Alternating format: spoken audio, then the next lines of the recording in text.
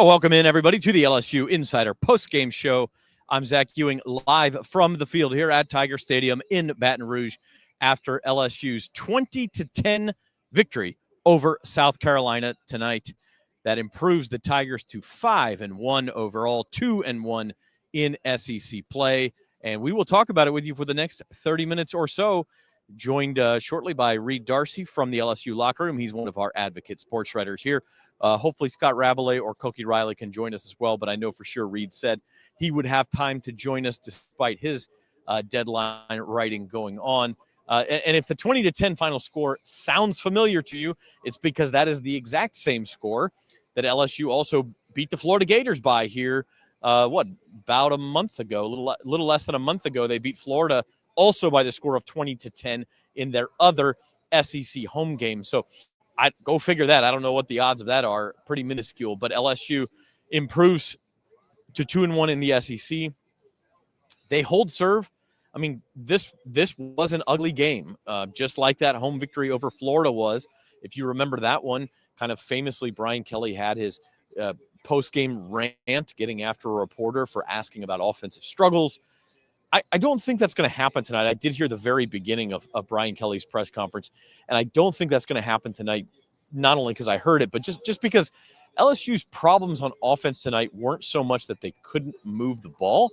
It was that they were giving the ball away once they got all the way inside the South Carolina 10-yard line. And when you do that, obviously, you are going to risk losing games even when you are outplaying the opposition. The difference is, of course, against Florida, it was the Gators giving the ball away and allowing LSU to win that game despite some problems down to down. Tonight, it was the opposite problem. LSU tried to give this game away to South Carolina. You had a Jawan Johnson fumble late in the first quarter, right as he crossed the goal line. LSU fans thought it was a touchdown. They thought it was a 10-0 lead. Instead, South Carolina had the ball. It was a touchback. 3 plays later, they pop a 72-yard touchdown run. And it's the Gamecocks who had a 7-3 lead at the end of the first quarter. Now, LSU really did kind of control this game. They were ahead 10-7 at halftime. They had gone down to take that halftime lead on Trey'Dez Green's 6-yard touchdown reception from Garrett Nussmeier. That was early in the second quarter, but that held 10-7. South Carolina tied the game up on a field goal early in the third, made it 10-10. LSU took a 17-10 lead on Kyle Parker's 43-yard touchdown reception from Garrett Nussmeier.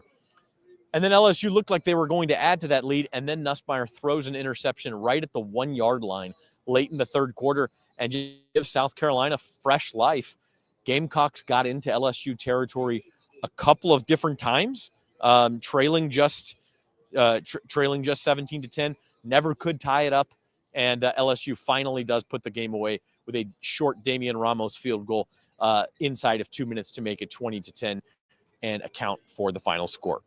Got a couple of comments rolling in. Hakeem says, Nuss still making freshman mistakes. Look, it's a problem. He threw the interception inside the 5 where it looked like he just didn't see the linebacker sitting there waiting to hop on that route. It was like an option route, and the route just gets action. I mean, it's just this crazy sequence. I think in the second quarter, it was like a 3-play sequence that so fully encapsulates the Garrett Nussmeier experience. You had like just this unbelievable throw on a completion. I think it was to Kyle Parker. Maybe it was to Nick Anderson. I think it was to Nick Anderson, actually, where Nuss just drops the ball in between bracketed coverage along the sideline, and you're going, what are you doing? What are you doing? Oh, my gosh, what a great throw for a big gain. But then the next 2 snaps are a throw that's behind his receiver on the opposite sideline, and then this terrible overthrow that gets picked off and snuffs out a scoring opportunity before halftime. So, Hakeem, you're right. Nussmeier continues to have just these kind of mind-numbing mistakes. And I think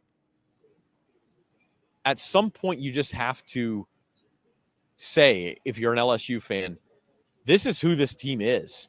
And from the snippet I heard of Brian Kelly's press conference, I think he's kind of realizing that too. He said, you know what, you got to find a way to win. And LSU, to its credit, 5 out of 6 weeks now has found a way to win. They haven't won a lot of blowouts. You know, the Southeastern game was really the only blowout.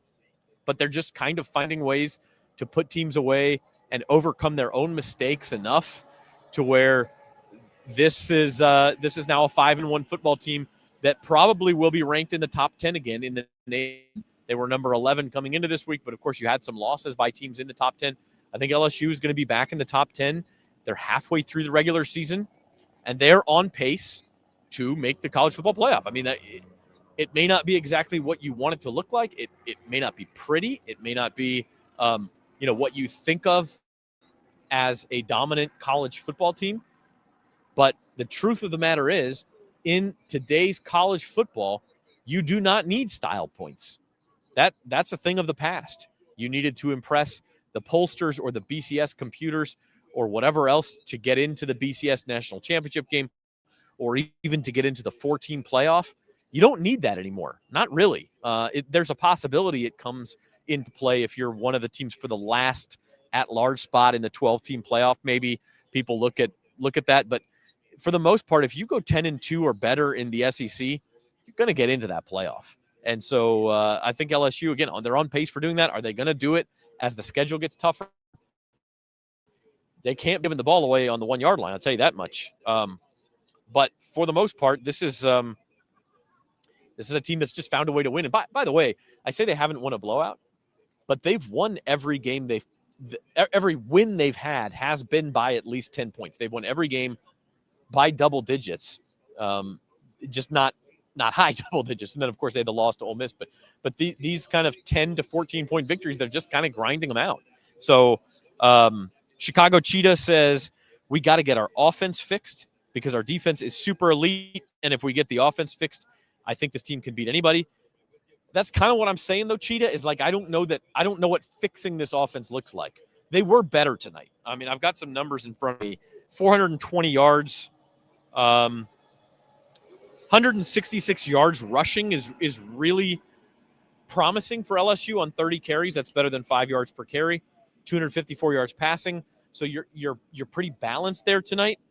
That's all good. And obviously, if the red zone had been better, we're talking about kind of a cathartic performance for the LSU offense. If they had been able, they got inside the 5-yard line 3 times and got 3 points out of it.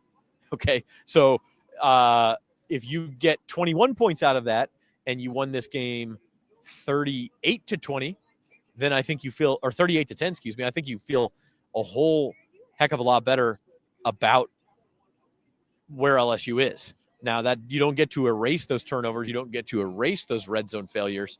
And so, yeah, I think the offense can get better, but I do think they were better tonight against a South Carolina defense that is not great, but, is competitive as an SEC. They shut Kentucky down last week. Like, they're not terrible.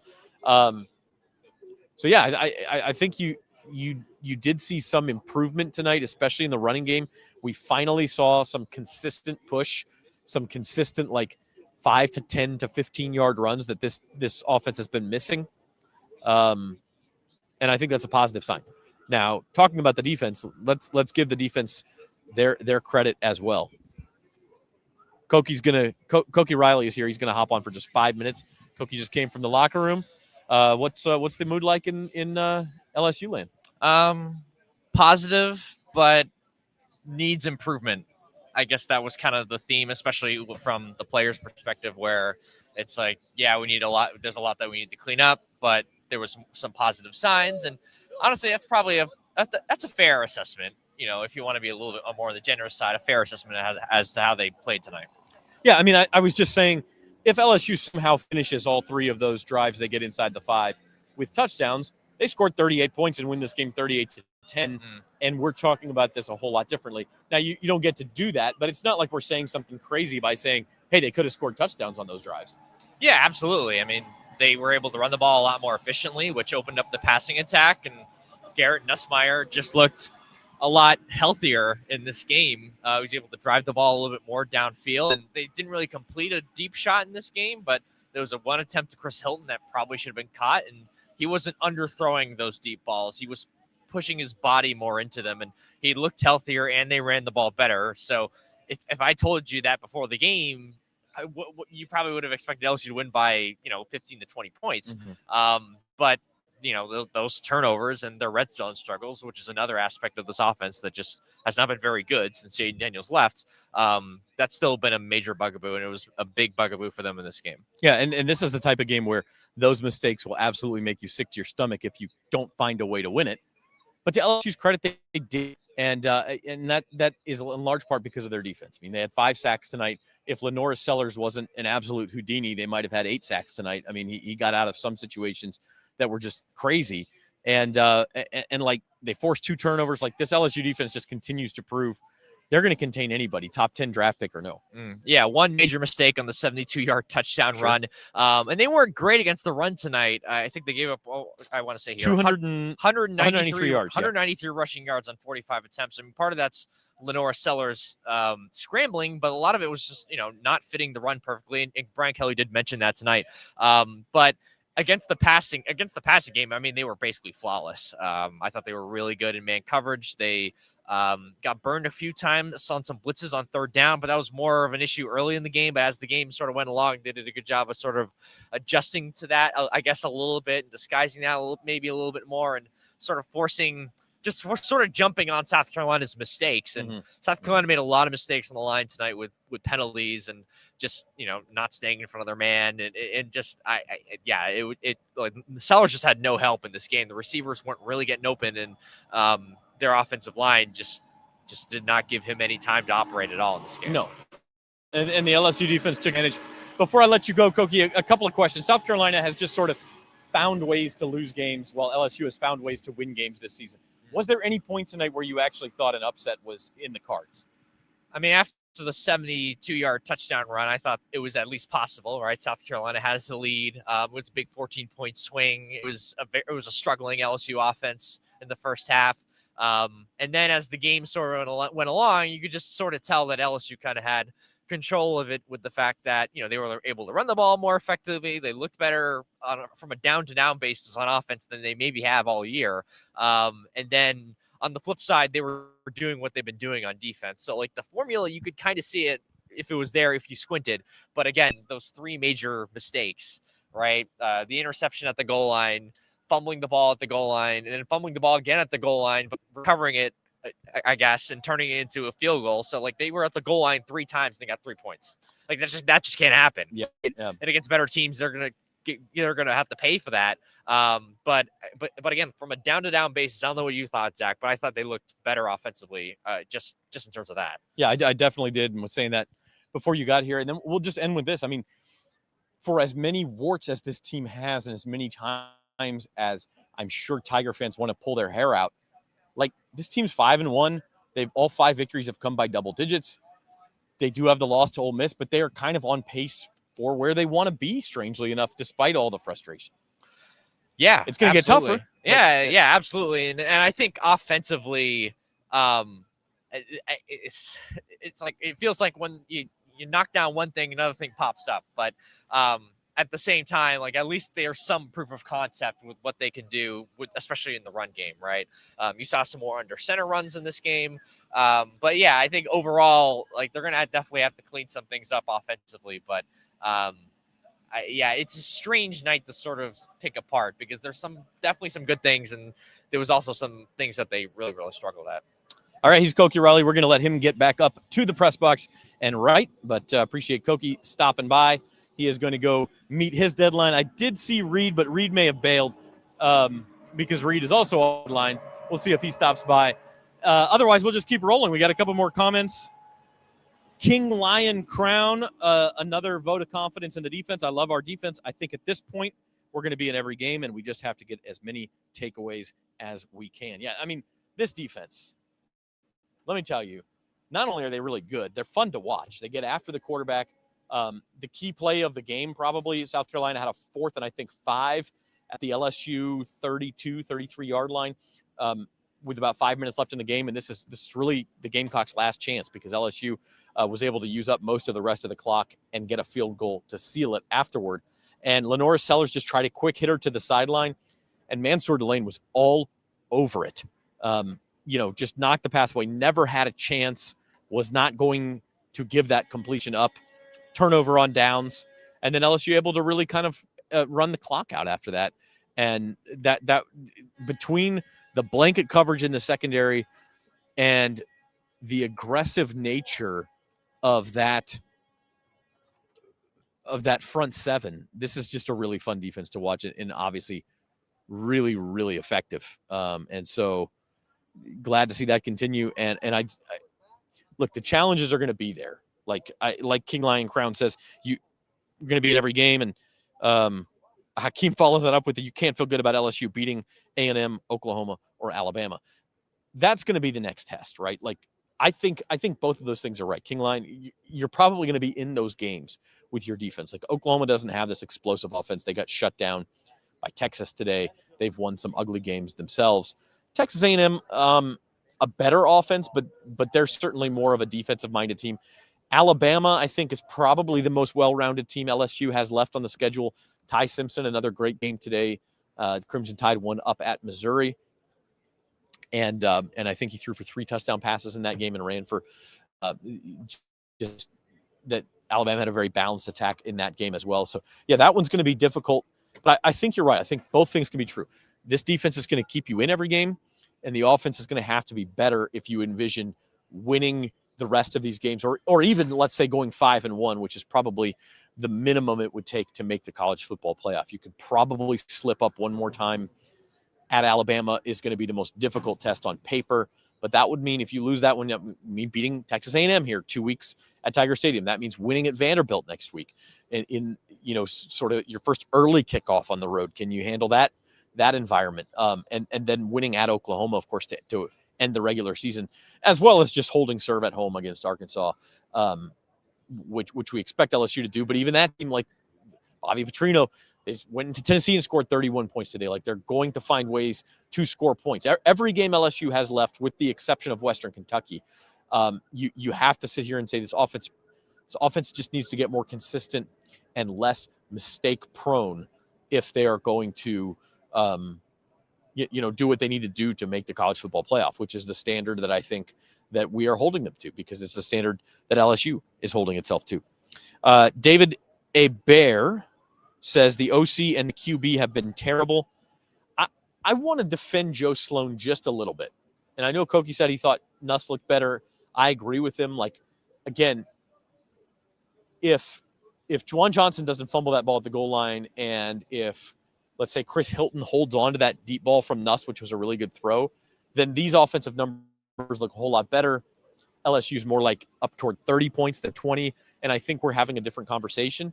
Now, you could say that, coulda, woulda, shoulda doesn't count, and I understand that. But I will say, in defense of Joe Sloan, I saw some stuff I really liked tonight. They're trying different stuff. They're moving under center. We saw Juwan Johnson in the Wildcat early in the game, and he ripped off a 7-yard gain. And then, 3 plays later, he's the one who fumbles on the goal line. You can't have that, but they are trying different stuff, and some of it is working. And if Nussmeier is healthier, I think we just have to accept at this point he is not going to have a Joe Burrow leap. He is not going to have a Jaden Daniels leap. He is a good quarterback who is going to have several throws a game where you just want to pull your hair out. That is what Garrett Nussmeier is. He is good enough to win with, especially defense, but he is absolutely going to make you want to pull your hair out several times a game, just based on his decision-making, just based on the fact that sometimes he will make a bad throw, or he'll think that he can make a perfect throw, like we saw tonight to Nick Anderson on that second quarter play, followed literally 2 plays later by maybe his worst throw of the night, where he just sails a pass for an interception. So I don't, I know Joe Sloan's getting a lot of flack, and I'm not saying none of it is deserved, but I actually think he has been fairly creative. I think we have seen some improvement in this offense. It just hasn't quite gotten to where it was expected to be. And I think there is some frustration when you look at the defense and say, my God, they could be so good if they could just consistently move the ball. And we will have to see about that. Vanderbilt's defense, much improved. Diego Pavia is going to pull some magic out of his hat. Even against a good LSU defense, you expect him to be able to put up some points for Vanderbilt. You're going to have to probably score 20 plus again to win that game. If not, 24, 28 points, something like that. And so we'll see if the LSU defense or LSU offense can do that and support its defense next week. Then you come home in 2 weeks for right now what looks like your most difficult game of the season. I think pretty easily against Texas A&M. They won again against Florida tonight, and they are still undefeated. Team that has defeated Notre Dame. Team that just continues to win, and they are, I believe, with Ole Miss, those are the last 2 unbeaten teams in the SEC. And so, yeah, that's going to be your toughest home test. That comes up in 2 weeks, October the 25th, and then you go to Alabama after the bye week. You end the season with the trip to Oklahoma, and those defenses are for real. And so, improvement is definitely necessary.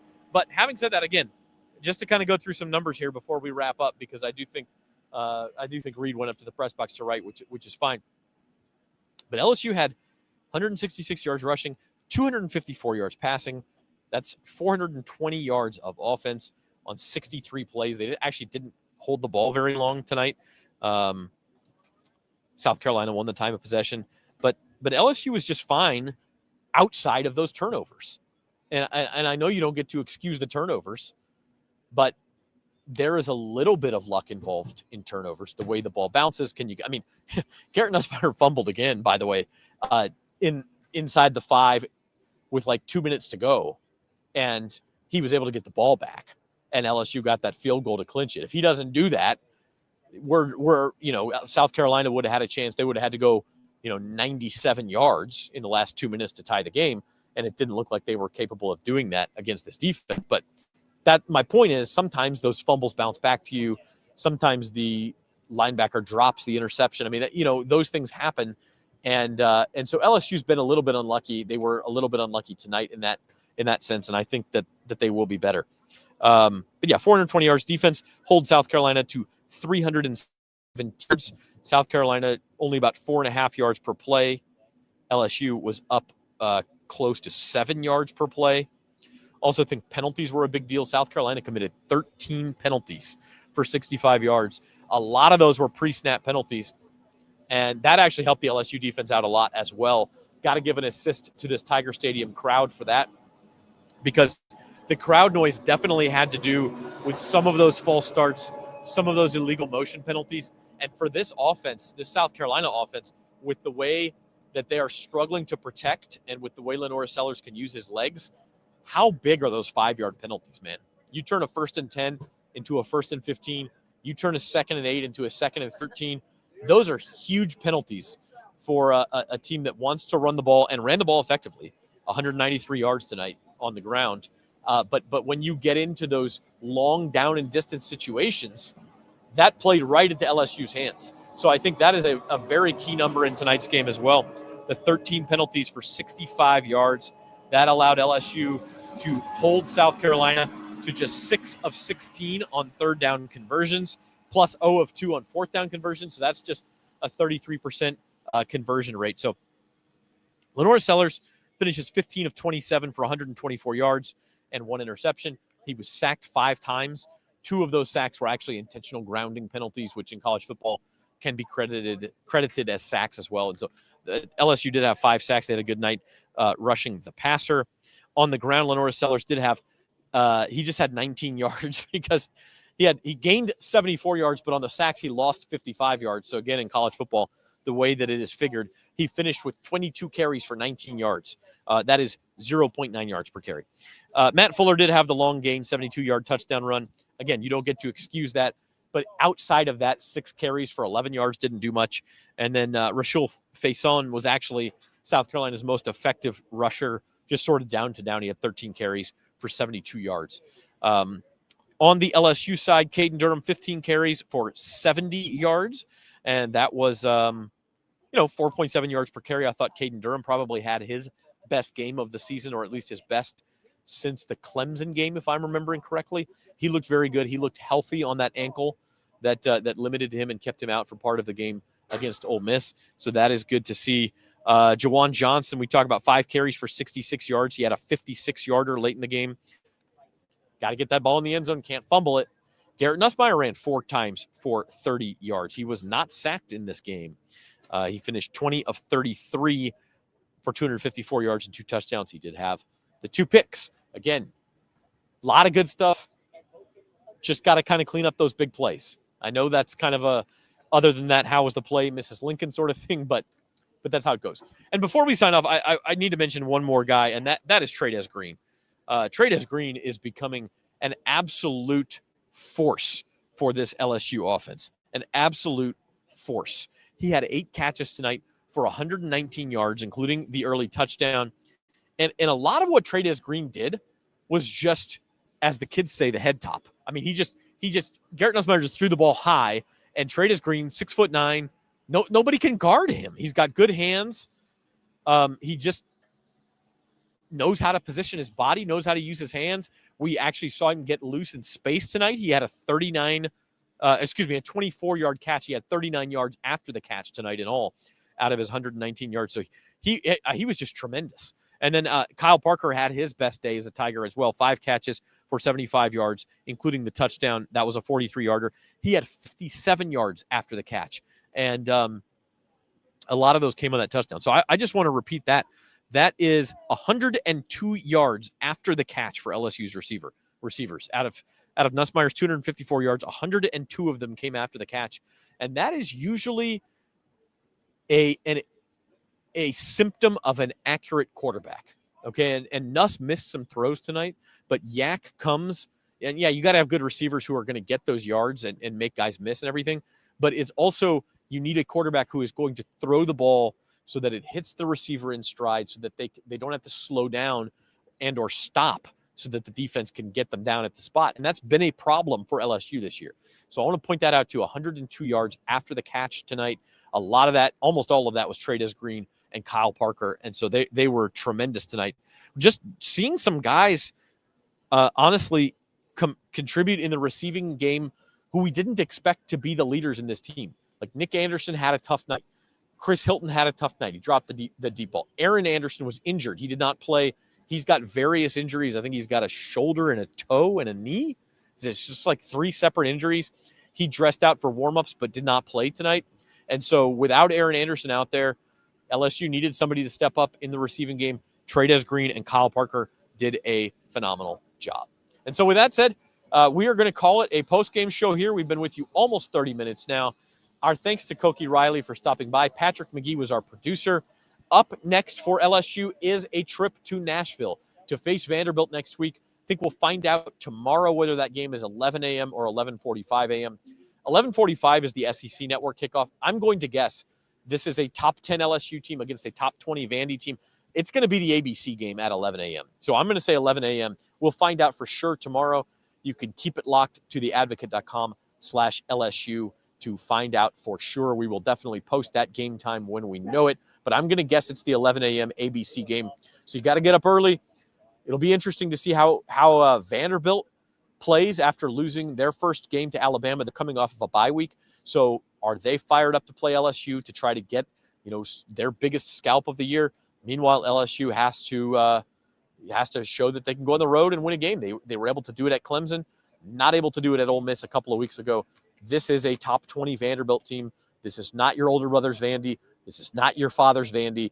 This is a pretty good Vanderbilt team. So that's up next. We will talk about it all week. You can read about it at theadvocate.com/LSU. We will also talk about it in our vertical videos and on the LSU Insider podcast, which comes your way next on Monday. So subscribe to our YouTube channel. Also check us out on Apple Podcasts or Spotify. With that said, I will say goodnight. I'm Zach Ewing, live from Tiger Stadium. This has been the LSU Insider Postgame Show.